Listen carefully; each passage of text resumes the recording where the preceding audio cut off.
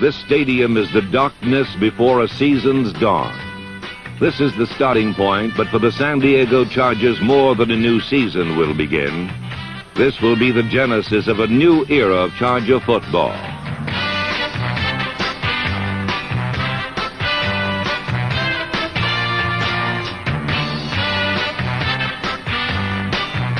The opening of a new decade.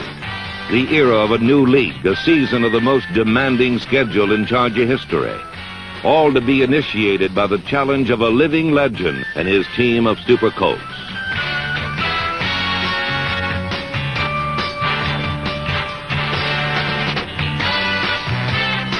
But opening kickoff optimism was about to be tinged by one maddening word which would haunt an entire season. The simple word, almost. In San Diego, opening day brought a fresh call for the home team to charge out of a rut cut by 4 straight third-place seasons. Once again, the Chargers hope to break the Western Division dominance of Oakland and Kansas City. But this time the challenge was offered by a new face. John Unitas and his Colts were opening their American Conference history with some newness of their own. Don McCafferty was now calling the shots after 19 years as a Baltimore assistant. The two teams from what had been 2 leagues finalized the merger immediately as the Colts welcomed Gary Garrison and the Chargers to the NFL. The San Diego defense was just as gracious as they greeted Roy Jefferson and the Colts to the American Conference.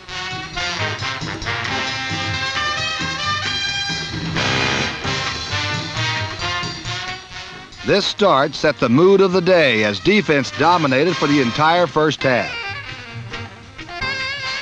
Number 20, Jerry Logan, thwarted a Charger threat with a fumble recovery, and then the Colts were turned back as number 82, Steve DeLong, scrambled a Unitas screen pass.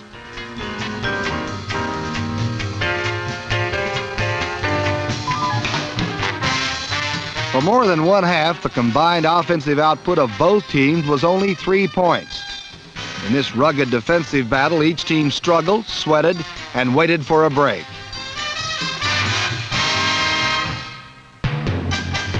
Baltimore's came on a punt fielded by rookie Ron Jardine, number 30.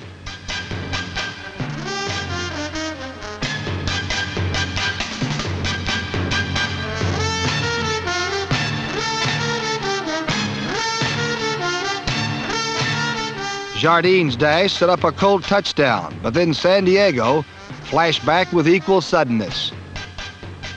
The Charger fire was provided by a John Hadle shot to number 27, Gary Garrison.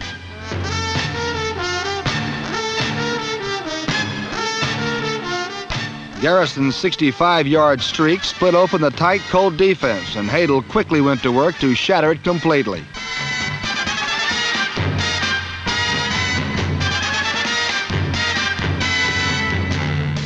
But the Colts slammed the door shut as quickly as it had opened.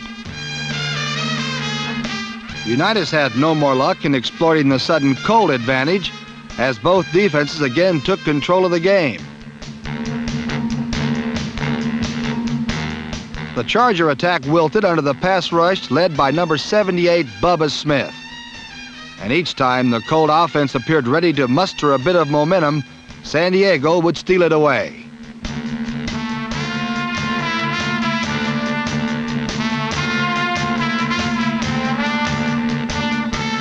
The game reverted to its first half pattern as neither team could gain leverage and the battle went back to the inhabitants of the trench. As physically difficult as this type of game is for the player, it is equally as torturous on the coach. San Diego's Charlie Waller saw the time slipping away as he searched for a means to restore his team's offensive punch. The answer turned out to be an increasingly familiar one for the Chargers: go to Garrison. Garrison's romp gave San Diego a 14-13 lead with less than 5 minutes remaining. All they had to do was hang on. But John Unitas was leading last-minute Colt drives before the Chargers were founded. And with his matchless precision, he brought his team back upfield.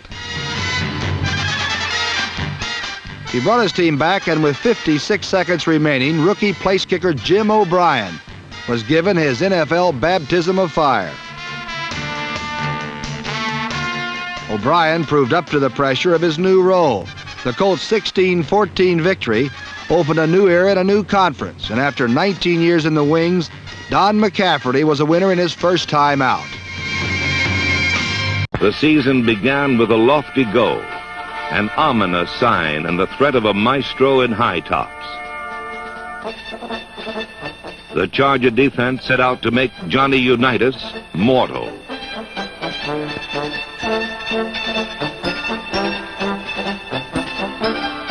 They stole his passes, then his protection, and Johnny U was showing all 37 of his years. San Diego introduced the combination on which the offense would be based all season. John Hadle to Gary Garrison.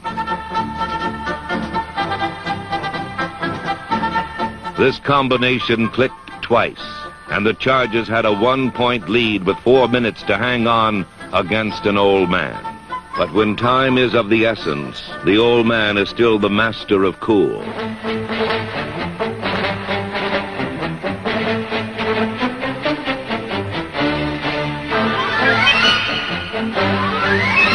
Unitas and pass interference set up young Jim O'Brien with 56 seconds remaining. A rookie kicker preparing for his first pro test, but also for 16 weeks in the future and another last-second kick. This time the stakes would be higher. A world championship would be won. San Diego was the first step to the championship as O'Brien foreshadowed his destiny and introduced the Chargers to almost 16-14. Meanwhile, in San Diego, Charger coach Charlie Waller wasn't thinking as much about Miami in January as he was how to handle this year's mystery team, the Oakland Raiders. With Player of the Year for 1969 quarterback Daryle Lamonica and a plethora of talent at every position, the Raiders lost 4 of their preseason games, then lost their opening game to Cincinnati. In the first quarter, the Raiders hardly resembled a team that had lost only 4 games in the past 3 years, as they executed several out-of-character maneuvers.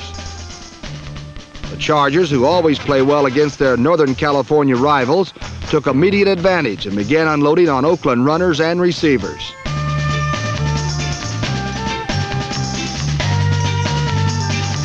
The Chargers have been achieving below their potential, but quarterback John Hadle, number 21, is off to a good start. And with help from Gary Garrison, number 27, and Willie Frazier, number 83, the Chargers got off to a 10-3 first-half lead.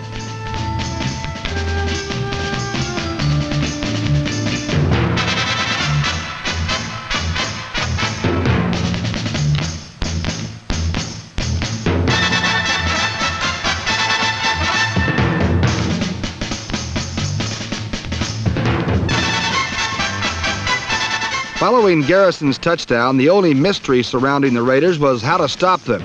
Lamonica found Warren Wells, number 81, alone as usual, and 2 plays later, Pete Banaszak ran 1 yard to tie the score.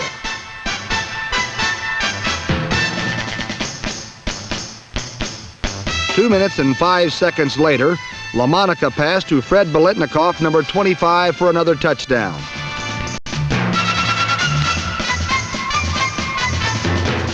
The Raiders increased their lead to 27-13 midway in the fourth quarter on a pass to Wells and another 1-yard plunge by Banaszak. As exciting as the game was, the apparent Oakland laugh-in turned into another hair-raising experience for them as Hadle and the Chargers were anything but finished. He lofted a prayer that Jeff Queen, number 47, answered for a 65-yard touchdown.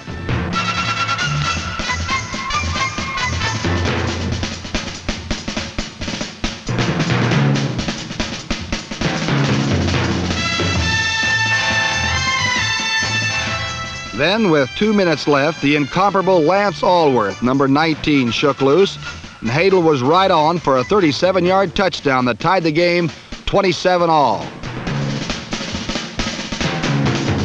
Oakland had a chance to win with 9 seconds left, but the field goal attempt was wide. So, with the season 2 weeks old, neither the Chargers nor the Raiders have won a game.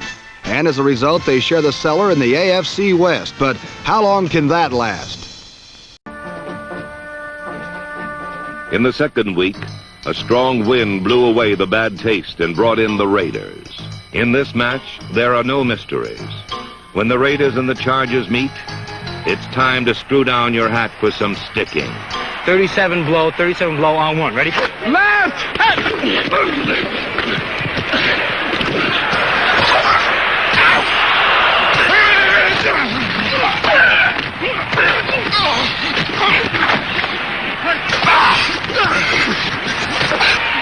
Hey, come on, defense. Pick it up. Boy, let's go. The hitting was equal, but Oakland held to a 7-point lead with only minutes remaining. On the sideline, an injured Lance Allworth prepared his aching legs for one easy strider.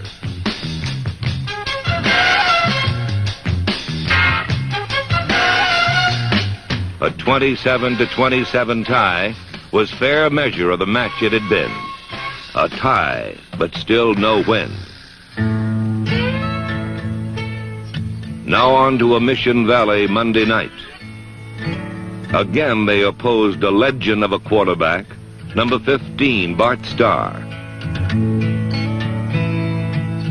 Starr pushed his team to a 2-touchdown lead while the anxious Chargers searched for their night legs. It was not until the fourth quarter that they found them.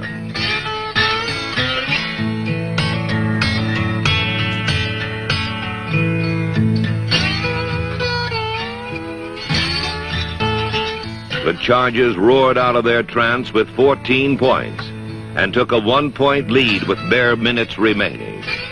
But once again, their foe was no ordinary middle-aged man.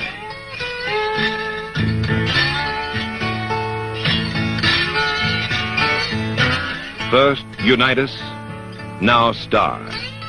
Unbelieving, the dazed Chargers looked on as once again the shadowy shapes of almost plunged their victory hopes into blackness. The Chicago Bears and San Diego Chargers game was a defensive stalemate. Without Gale Sayers, the Bears' running game was anemic. But number 51, Dick Butkus, evened the odds as he pursued, pinpointed, then poleaxed Charger setbacks all afternoon.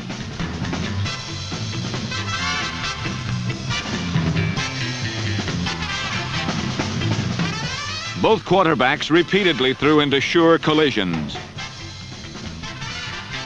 The difference was that Jack Concannon did not have sticky-fingered Lance Allworth as a receiver, and John Hadle did.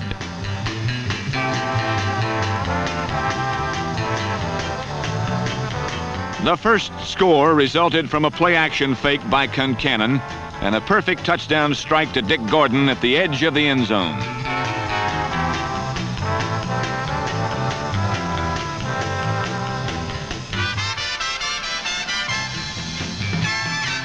Gordon's touchdown was the Bears' only score as the combination of Hadle to number 27, Gary Garrison, proved too much for Chicago.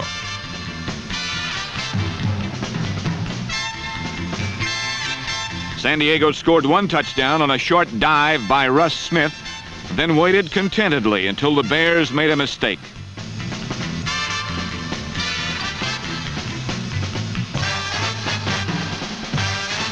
Good fortune struck number 81, Jeff Staggs, right in his hands when Ron Smith made one too many moves and fumbled on one neat bounce to him.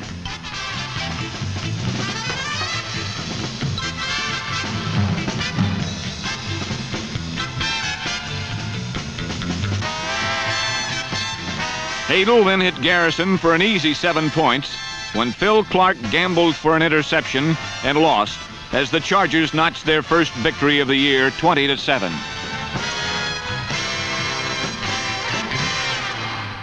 Blooded but unbowed, the Chargers surveyed Chicago and a bear named Butkus. They were not to be intimidated and vowed to make the Bears pay for 4 weeks of frustration.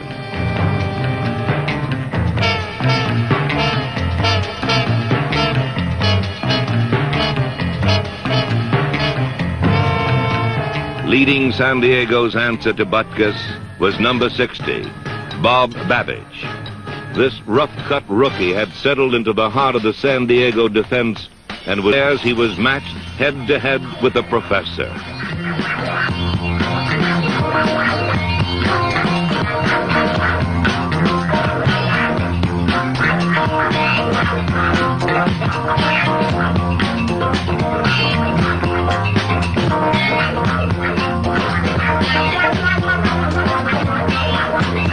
At last, victory had arrived, 20-6. The rookie had met the man on common ground and came away proud.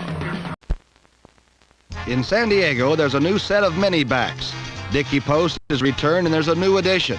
None other than the original Kansas City Chief mini-back, number 25, Mike Garrett. Well, last Sunday, the mini-backs and the rest of the Charger running attack were stifled by a fired-up Houston Oilers defense. The Chargers' longest run from scrimmage was 14 yards by Mike Garrett.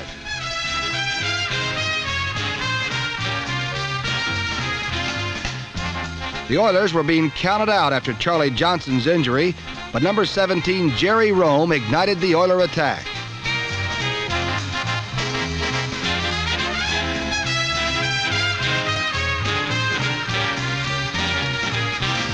Number 23, Jerry Levias, gave the Chargers fits with his unique style of pass receiving and punt returning.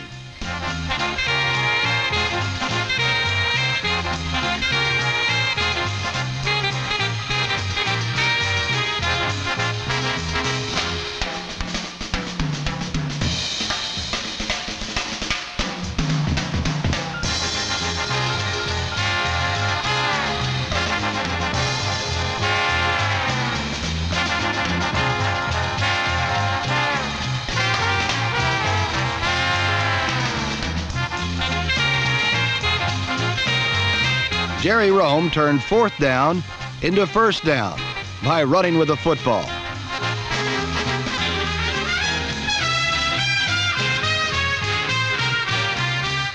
Rome accounted for one touchdown himself by faking into the line and running with the football again.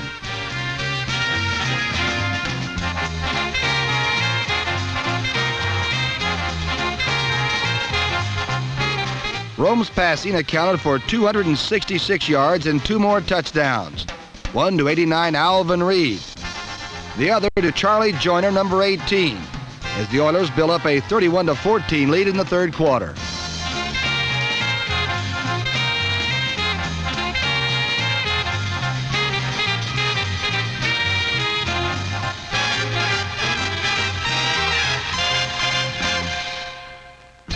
The Charger attack, dormant most of the afternoon, got one touchdown from a John Hadel pass to tight end Willie Frazier, number 83. But the man who put the Lightning back in the Lightning Brigade was a wide receiver who's not caught many passes this season, a young fellow named Lance Alworth, number 19.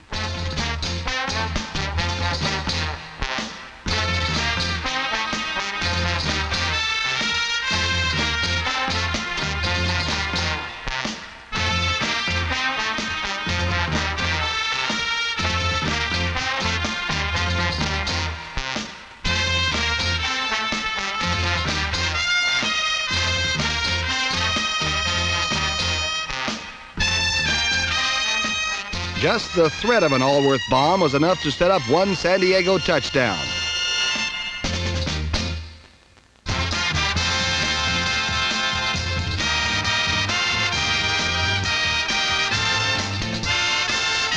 The game's biggest play came late in the fourth quarter. It was a Marty Domrey's bomb, which was underthrown to Lance Alworth.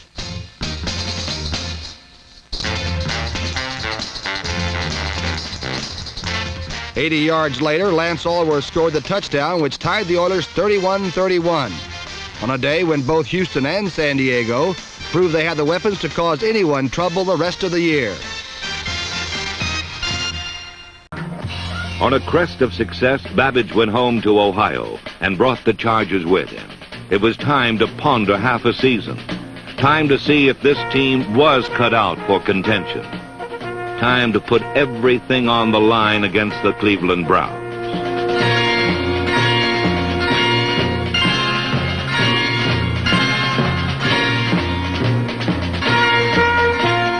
Babbage was home, and his teammates were right with him.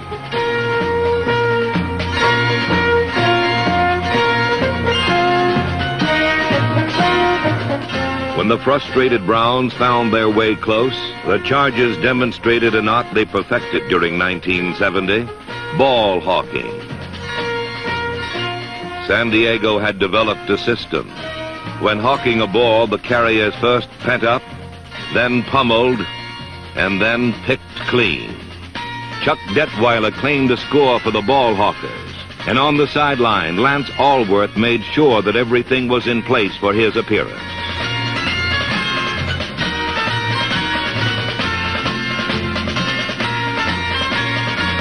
For half a season, Gary Garrison had been the attack's main constant. Now exploding through the Browns were the lightning legs of a man who had undergone knee surgery just 6 weeks earlier.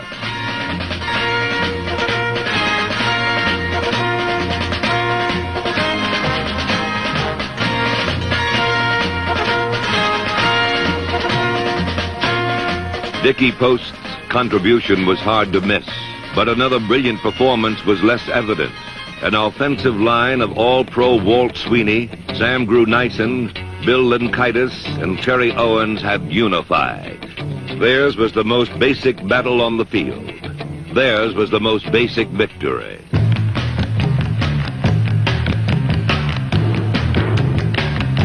Filling out this line was number 70, huge Russ Washington.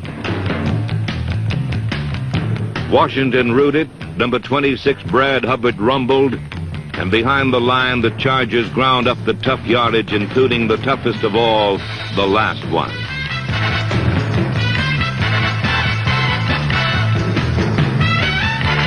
In the warm blush of a 27-10 victory, the ominous threat of almost was fading. Ohio was homecoming for Bob Babbage, turning point for the Chargers, and showcase for a man who would lead them into the second half of the season. John Hadle had destroyed the Browns with 206 yards. But Hadle is more. Hadle at the helm, San Diego opened the second half of the season against Denver.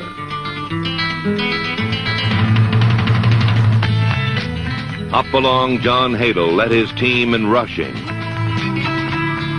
Hotshot John Hadle led his team in passing.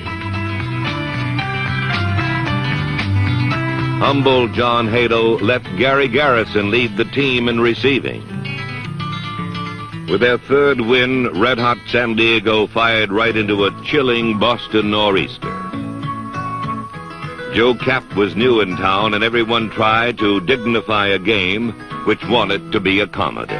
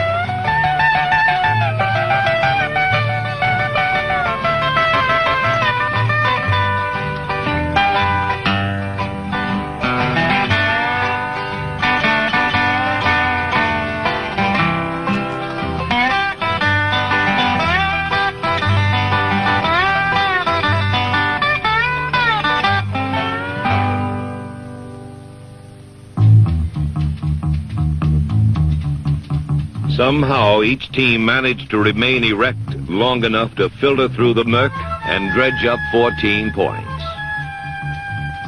So San Diego turned to its defense for the tiebreaker. They mauled Injun Joe when he tried to pass. They mugged him when he tried to run.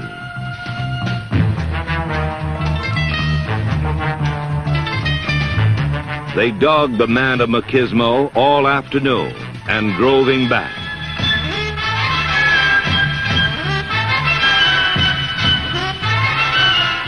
Back until he ran out of room, where Joe Owens, Steve DeLong, and Ron Billingsley ended the chase. As the long, damp day drained out, San Diego had proven that they could win with defense. The San Diego Chargers traveled 3,000 miles for the privilege of spending a few hours out in a roaring Boston nor'easter. The Chargers had only to face the storm. New Patriot coach John Mazur had to figure his way out of 6 straight losses. Once again, Joe Kapp was in search of the magic of Minnesota past.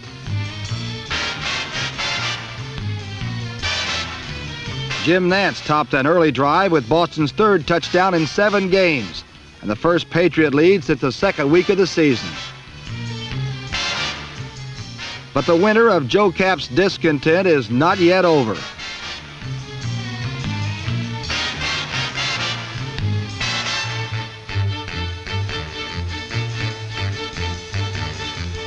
A combination of Charger defensive might and Harvard Stadium mire clogged the Boston attack until even the patented Joe Kapp mud shuffle ended in disaster.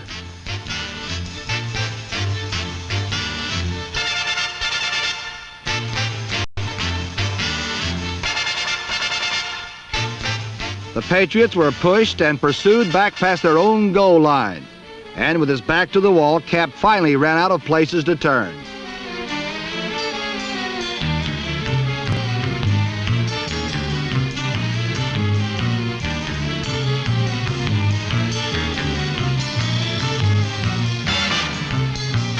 The Charger defense collected a 2-point safety, which was exactly 2 points more than the San Diego offense could muster in the entire first half.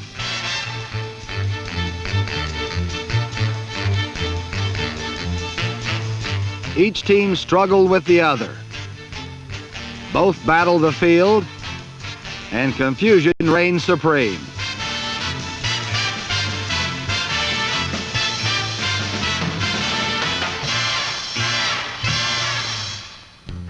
But San Diego has a performer who can lend grace to any situation. Even in slop number 19, Lance Alworth can weave his magic and come up with a miracle.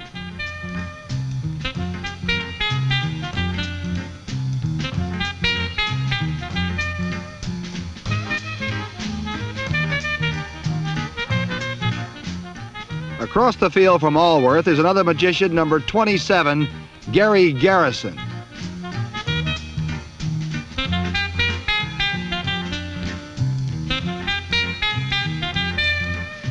Garrison's sleight of hand artistry astounded the Patriots secondary as he and Alworth accounted for over 2/3 of San Diego's total yardage. They personally escorted the mired Charger attack through the murky haze and into the end zone, as each scored to give San Diego a 16-7 fourth quarter lead.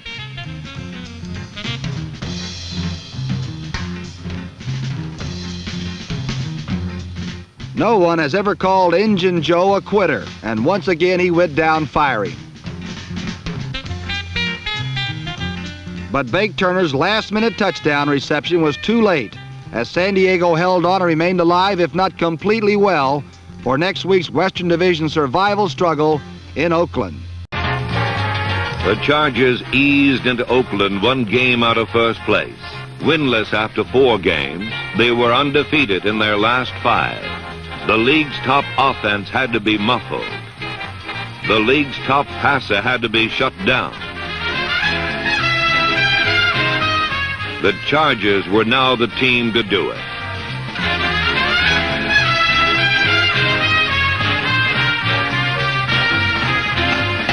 Bobby Howard came up with the ball, but incredibly, Oakland ended up with the catch. A shocked Charlie Waller watched his 14-7 lead vanish, and the specter of an unfriendly place kicker reappear. This time the villain was over 40, but with 4 seconds remaining, the outcome of George Blanda's kick was highly predictable.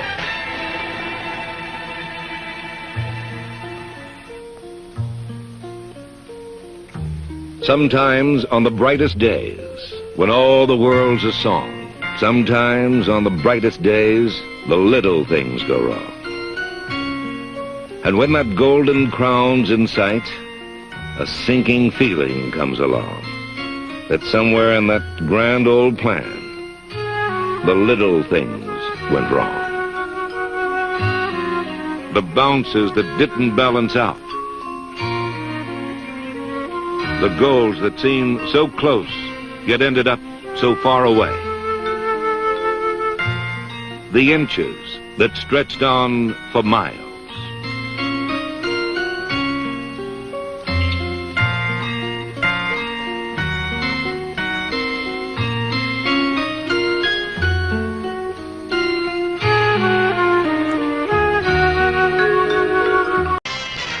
San Diego charged into Oakland, intent on destroying the title dreams of the high-flying Raiders, leaders in the AFC West. Number 27, Gary Garrison, a smooth and exciting wide receiver, has been one of the few consistent performers in a San Diego offense that has been off and on this year. Garrison's 2 touchdown receptions gave San Diego a 14-7 lead, and it appeared the Chargers' upset dream would become a reality. But the Oakland Raiders are a team known for their second-half explosiveness, and they played true to form as the trend changed in favor of Oakland. A great catch by Biletnikoff that ended in a dual possession call against San Diego was just one of the frustrations the Chargers endured in the second half. The call set off one of the best performances seen in California since topless dancers arrived.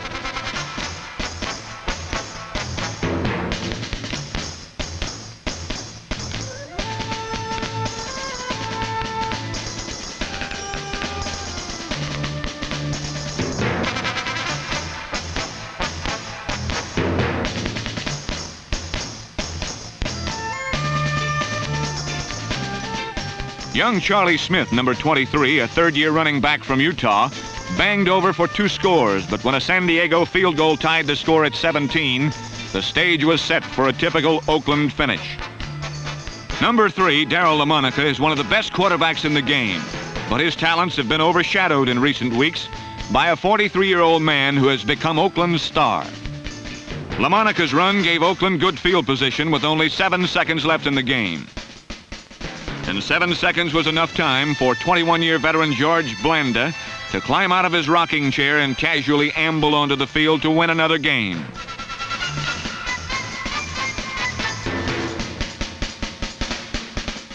Blanda's 16-yard field goal not only won the game for Oakland 20-17, but it was the 5th time this season that the old man has rescued the Raiders from defeat.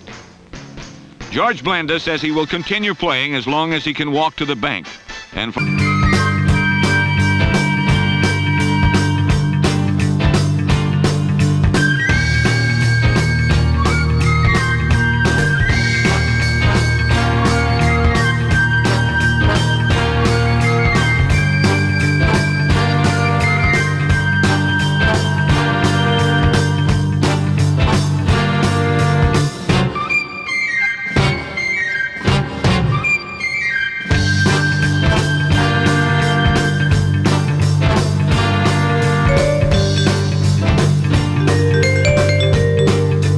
Oakland opponents, that could be a painfully long time. In San Diego, the Chargers met the Cincinnati Bengals, who were tied for first place in the AFC Central. Despite serious injuries, the Bengals had won 4 straight, the most in their history. Much of their strength has come from talented newcomers like number 20, Lamar Parrish, who raced 79 yards with a punt to give the Bengals an early lead.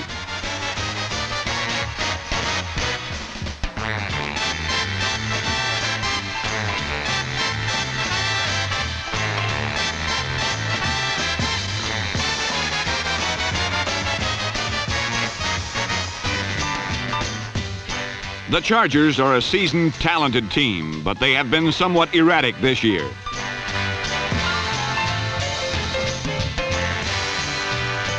Occasionally, number 21, John Hadle, and number 22, Dickie Post, have flashed the style that once made the Chargers a potent offensive force in pro football.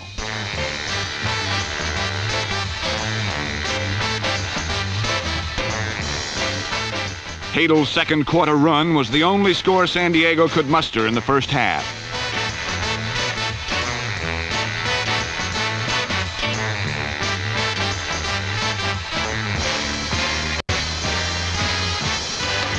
Hadle relied on the guile and wit of 9 pro years to puncture the inexperienced Bengals secondary.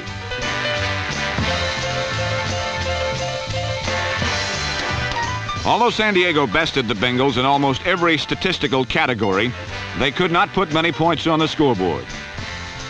The Chargers' scoring consisted of just 2 touchdowns, one of them a fourth quarter shot to number 83, Willie Frazier. For the most part, indecision marked the Charger offense, and only occasionally did San Diego display the running game they are capable of showing.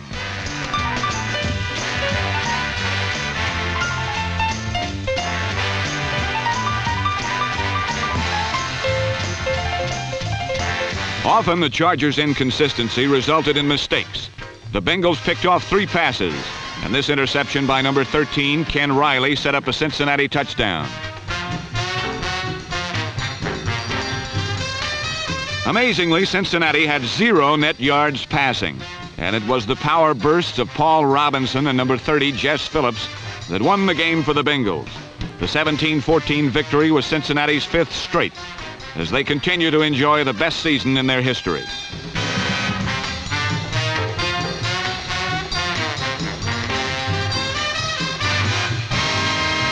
And now against Kansas City, he would go after the 96 yards needed to reach his final goal.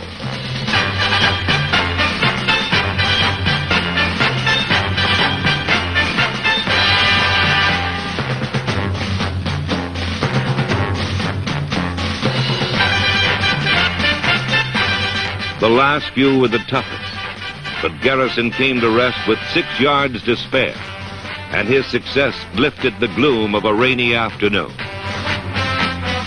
It lifted the gloom, and the defense responded as one. The front 4 roared to life behind number 72, Joe Owens.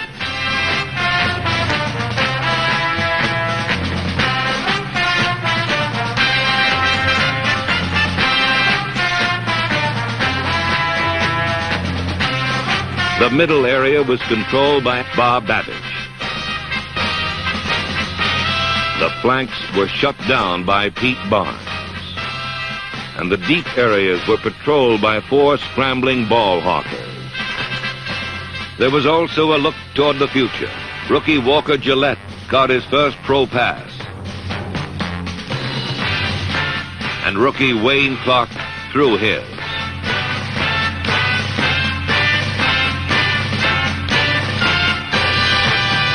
The whole prime package was tied together by a pro named Hadle. Faking, throwing, rolling, scoring, pulling out the impossible play, and finding what it takes to win.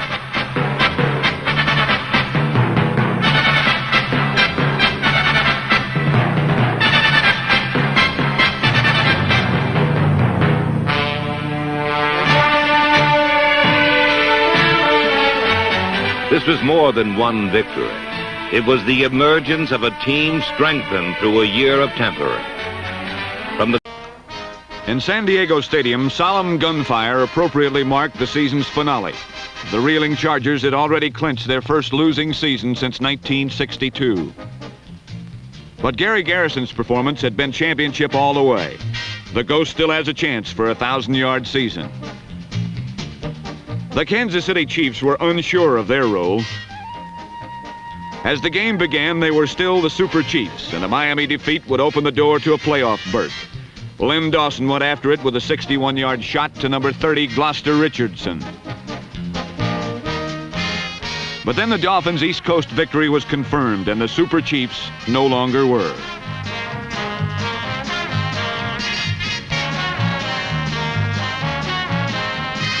San Diego picked up on the cue, and number 21, John Hadle, remembered the good old days when Kansas City was his favorite whipping post.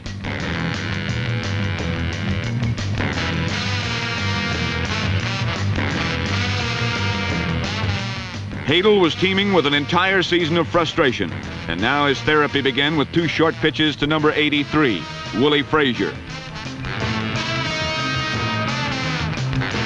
While Frazier supplied finely edged finishing touches, the Ghost gobbled up huge portions of middle ground.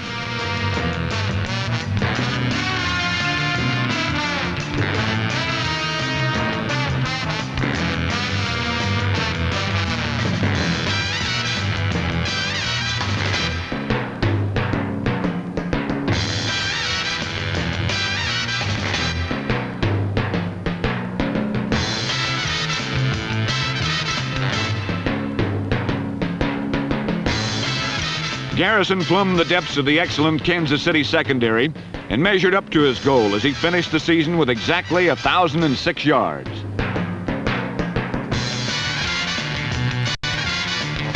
By this time, Kansas City was finished, but Hadle was just getting started on 1971. A familiar little man in an unfamiliar role dealt the Chiefs their death blows. It was ex-mini back Mike Garrett, and he brought his former teammates to their knees with 2 second-half touchdowns.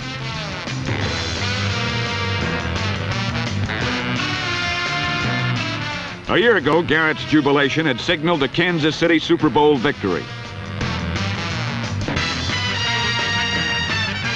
Now it marked the ironic ending point of a 1-year Kansas City championship reign as San Diego humbled the Chiefs with a smashing 31-13 victory. Golden optimism of the opening trumpet blast to the nightmares of fate. From the howling threat of nature in Boston to the color-crisp triumph of Cleveland. From a role of contender to a burial by last-second losses. From all this to the soft glow of sweet victory. The 1970 season was a crusade of coming together. Sid Gilman returns to lead a team of revitalized veterans, battle-ready youngsters, and an awesome rookie named Leon Burns. This was a year to prepare.